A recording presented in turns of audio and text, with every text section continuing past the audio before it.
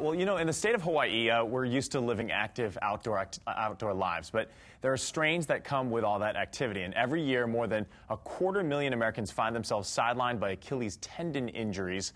And the recovery time can last anywhere from 6 weeks to several months. And in a special edition of The Doctor Is In, we're sitting with Dr. Mark Santi, orthopedic surgeon with Kaiser Permanente. And Doc, thanks for joining us here this morning. Obviously, I'm one of the 230,000 in America that deal with this type of injury. I tore my tendon almost 2 weeks ago playing flag football. So tell us, how does one rupture that Achilles? Yeah, so that's a classic injury, flag football, basketball, soccer. What happens is the gastroc muscle, the big, thick muscle that you've got behind your calf, when that squeezes super hard, it tears this tendon.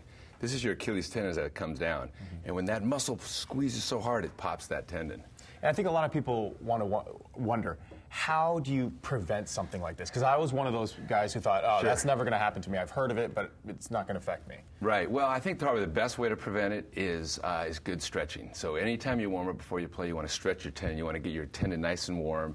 You want to stretch the muscle-tendinous junction where the muscle comes into the tendon. That's probably the best prevention. But honestly, sometimes they're not preventable. Is it because of age? Is that one factor? Well, interesting, when you see Achilles tendon injuries in ranges from about age 30 to 55, we never see it in high school athletes, never. Very rarely in college athletes, and you wonder, why is that?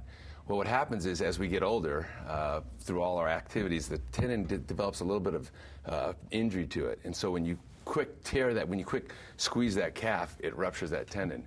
And so it's probably sort of an attritional process. Likewise, you don't see it in older people, 65, 70. They don't have the muscle strength to pull hard enough to rupture their tendon. And you know, before I injured it, I actually did stretch it out. I've been doing some stretches, but I guess I don't do it daily. Is that something that you would recommend to people out there to do daily stretches, even if they're not going to participate in I think a daily good tendon Achilles stretch is great for everything. Plantar fasciitis even, which is a condition of the heel. I think a good stretch is great, but particularly before you warm up.